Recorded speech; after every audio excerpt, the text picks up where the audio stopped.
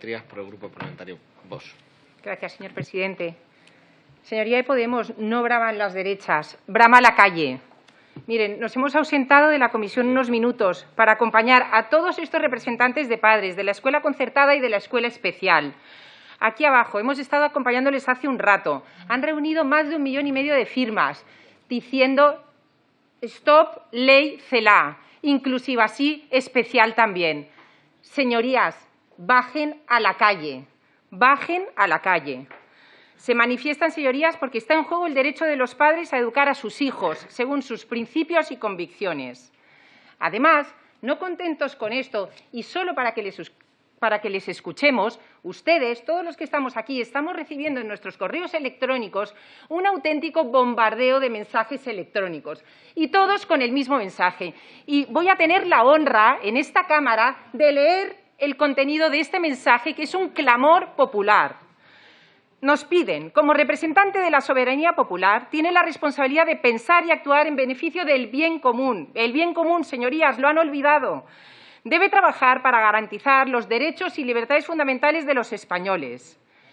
Con la denominada ley Celaá, sobre la que tienen que votar, se vulneran esas libertades en beneficio de una ley estatista que defiende un único modelo educativo que pretenden aprobar en el contexto de la peor crisis sanitaria de los últimos años. Esta es nuestra forma de protesta, dicen, nuestro rechazo a una ley partidista e ideológica que arrebata a los padres su derecho a elegir libremente el centro educativo para sus hijos. De cada uno de ustedes, señorías, que estamos en esta Cámara, decidiendo y votando hoy, depende el futuro de más de 260.000 profesionales, los ojos de 4 millones de familias, más de 5 millones de alumnos que cursan la asignatura de religión y 9.300 centros de la red concertada y privada están puestos en lo que ustedes decidan en la comisión. En fin, aquí acaba su mensaje. Nuestra defensa, señorías, de la educación concertada se centra en un principio constitucional básico, lo subrayo, constitucional, el derecho de los padres de elegir la educación que quieren para sus hijos. Y eso, sencillamente, incluye el modelo de la enseñanza concertada que rige en España. La concertada permite ampliar la oferta educativa en un rango muy variado de poblaciones. Precisamente, al eliminar la concertada, suprimen la libertad de elección de las familias con menos recursos, señorías del PSOE y de Podemos. Quien tenga recursos podrá elegir y quien no tendrá que vivir sometido al adoctrinamiento sectario, al pensamiento único que ustedes quieren imponer a nuestros hijos, al conjunto de los alumnos españoles. Con este ataque a la concertada, ustedes ahogan el poco hálito de libertad que quedaba en España. Libertad de educación en España, a día de hoy, significa que unos padres eligen el colegio cuya propuesta pedagógica, cuyo ideario, consideran que mejor se adapta a su estilo educativo. Y para eso, en España, a día de hoy, tenemos 3 opciones: pública, concertada y privada. Es muy sencillo. Señorías, en el artículo 27 de nuestra Constitución se reconoce la libertad de enseñanza. De ahí se deriva el derecho de creación de centros docentes, con un ideario o carácter propio, asegurando de este modo la pluralidad y la oferta educativa. Señorías del PSOE, Podemos y aliados, están tocando hueso con esta medida. Los padres no van a consentir este atropello a su libertad, y lo van a ver. Y si la ley prospera, seguramente en unos meses se verán ustedes obligados por ley a implantar el PIN parental que propone Vox, sencillamente para garantizar el derecho de los padres contemplado en el artículo 27.3 de la Constitución de educar a los hijos según sus principios y valores. La restricción de la libertad de educación en esta ley no tiene límites. Hasta llegan a proponer que sean las administraciones educativas las que decidan el colegio al que van a ir nuestros hijos. Es decir, que los distintos gobiernos autonómicos repartirán a nuestros hijos en los centros que consideren, según unos criterios de distribución sectarios, ideológicos y pseudo-igualitarios. Nosotros proponemos que la elección se base en las preferencias expresadas por los padres y que se priorice a los alumnos con hermanos en el centro o que tengan padres trabajando en el mismo. También y esta es importante, introducimos una enmienda en este bloque para que la lengua no sea motivo de discriminación entre alumnos, para garantizar el ser escolarizados en castellano en todo el territorio nacional y que no haya ningún tipo de discriminación por razones lingüísticas, que a día de hoy, lamentablemente, la hay en nuestra nación, señorías. Es sencillamente bochornoso. Sinceramente, esperamos que rectifiquen. Respecto de las escuelas infantiles, que era de otro bloque, pero lo voy a tocar aquí, proponemos la supresión de la disposición adicional tercera y también hemos hecho una enmienda al artículo 15, porque en las actuales circunstancias el modelo vigente de escuelas infantiles se ha revelado como un modelo eficiente y que da empleo a más de 28.000 personas. Más de 28.000 personas, señorías, muchas. Hemos visitado estas semanas pasadas escuelas infantiles. El otro día nos comentaba la directora de una escuela infantil, está a punto de despedir a una profesional que lleva 15 años trabajando en su escuela, porque ya no tiene alumnos, porque con su énfasis en la educación pública están acabando con un modelo educativo, la escuela infantil privada, que ha funcionado muy bien hasta ahora, con los debidos convenios y conciertos. Y de este modo no dejaríamos desatendidos ni a niños, ni a empresarios, ni a autónomos, ni a tantos españoles que se están quedando en el paro. En este bloque de enmiendas se abordan también aspectos que afectan a la educación especial, herida de muerte en esta ley, en particular en la disposición adicional cuarta, de la que solicitamos la supresión y que comentaré más tarde. No quiero dejar de mencionar, sin embargo, algunos aspectos que conciernen a la votación después del debate de este bloque. Es nuestra enmienda 485.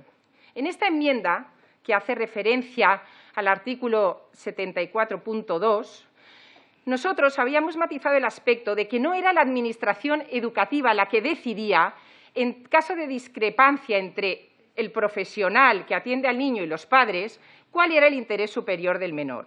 Eso, en su caso, lo decidiría un juez. Y tal y como ha quedado ahora esta ley, que empeora el texto inicial, leemos que las administraciones educativas regularán los procedimientos que permitan resolver las discrepancias que puedan surgir, siempre teniendo en cuenta el interés superior del menor y la voluntad de las familias que muestren su preferencia por el régimen más inclusivo. Solo de esas familias, señorías.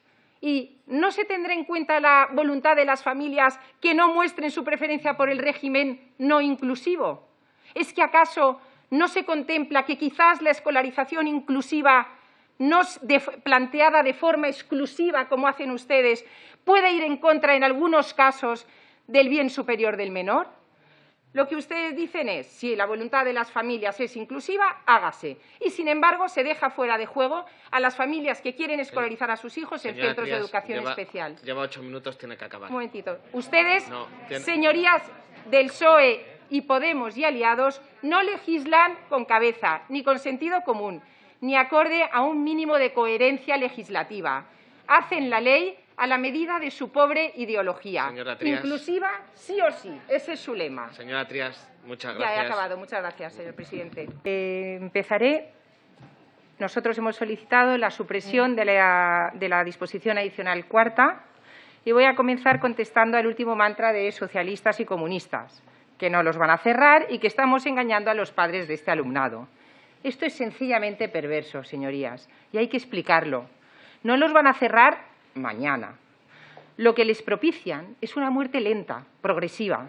Se trata de vaciarlos poco a poco y por ley, para que cuando ya no tengan alumnos, tengan que cerrar. Esa es la estrategia y la misma la usan en educación especial, escuelas infantiles y escuela concertada. Esta es la tremenda verdad, señorías. El modelo educativo actual, en el que conviven ambos tipos de enseñanza, ordinaria y especial, funciona. ¿A qué se debe este afán de acabar con los centros de educación especial? ¿A quedar bien con el relator de la ONU que hace un par de años vino a España y que no pisó ningún centro de educación especial? Miren, el otro día estuvimos visitando un centro de estos, que acoge niños de primaria, secundaria y formación profesional. Y además cuenta con un centro de formación para el empleo. Lleva funcionando más de 50 años, señorías. En concreto, a este centro acuden de todas partes de la Comunidad de Madrid y que vienen precisamente de la educación ordinaria. está especializado, en concreto, porque educación especial es educación especializada, y está especializado dentro de la educación especial en la atención a niños con discapacidad leve o moderada. El perfil de discapacidad, precisamente, que ustedes, sí o sí, quieren meter en la educación ordinaria y que no funciona. Ellos lo cuentan porque en su centro todos los que asisten vienen de la ordinaria. Y finalmente los padres, tras un periodo de aceptación necesario, han optado por la educación especial. Pero claro, como ustedes saben más que los padres, que los profesionales, que los expertos en educación, a los que no se han dignado escuchar para tramitar esta ley, pues han decidido que todos a la ordinaria. Y les propongo un nuevo mantra para su propuesta: educación inclusiva, sí o sí. Vamos ahora con la clase de religión. La postura de Vox es sencilla y clara, y voy a leer directamente nuestras enmiendas. De acuerdo,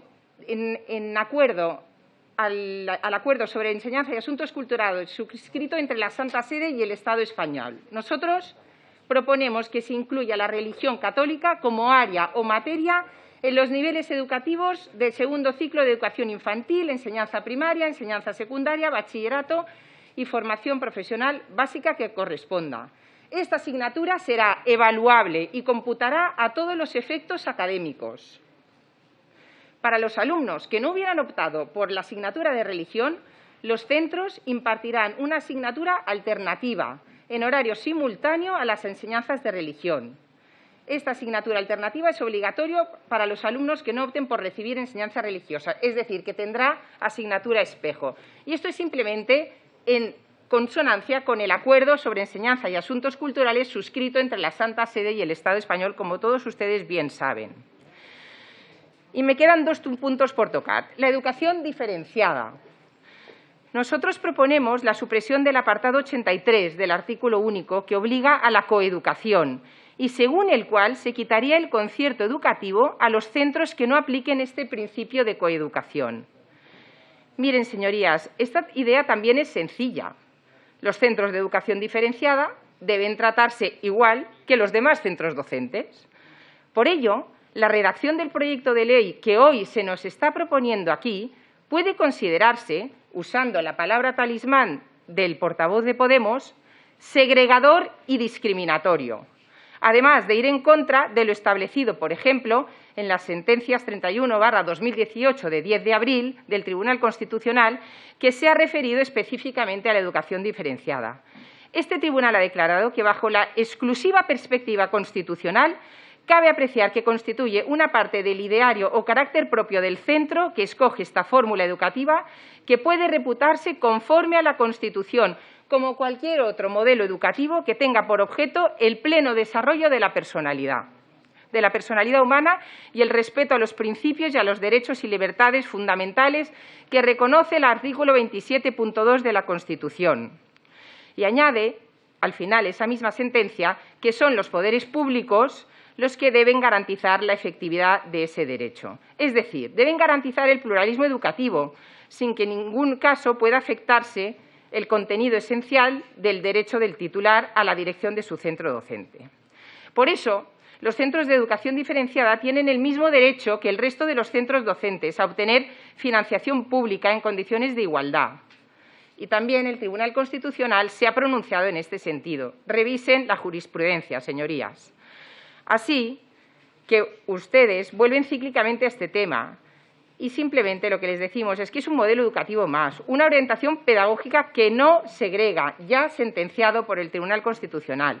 Puede no gustarles, pero ya está avalado y lo que no debe discriminarse es este tipo de educación. Y ya finalmente, la disposición adicional 38. Esta la podríamos llamar la transaccional de la infamia, la de la consumación de la traición a España por el Gobierno de España. Miren, los únicos que politizan la educación son ustedes y sus socios separatistas. Llevan décadas haciéndolo. Y señoría de Podemos también, conocemos más de lo que cree acerca de la inmersión lingüística, pero no es momento de explicárselo. Leo algunas líneas de la enmienda que propusimos, en las que, al parecer, tuvimos una fina intuición, avanzándonos ya hace algunos meses a esta estocada al español del Gobierno y sus aliados separatistas, y enfatizando el refuerzo del español como lengua vehicular. Nosotros proponemos que las administraciones educativas adopten las medidas oportunas a fin de que la utilización en la enseñanza del castellano lengua vehicular o de las lenguas cooficiales no sea fuente de discriminación en el ejercicio del derecho a la educación. Asimismo, insistimos en garantizar el derecho de los alumnos a recibir las enseñanzas en castellano, lengua vehicular, así como en las otras lenguas oficiales, con arreglo a lo dispuesto en el artículo 3.1 de la Constitución. En todo caso, deberá garantizarse, también afirmamos, a lo largo de toda la enmienda, el derecho de los alumnos a recibir las asignaturas en lengua castellana, lengua vehicular. Como ven, en esta enmienda hemos insistido repetidamente en que el castellano sea utilizado como lengua vehicular con arreglo al artículo 3.1 de la Constitución. Tiene que acabar, señora. En realidad es sencillo y natural. Señorías, es alarmante, preocupante, increíble, no hay adjetivos que lo describan, que estemos defendiendo el uso del español como lengua vehicular en la enseñanza en España. Háganse, por favor, todos una reflexión para comprender cómo hemos llegado hasta aquí. Muchas gracias.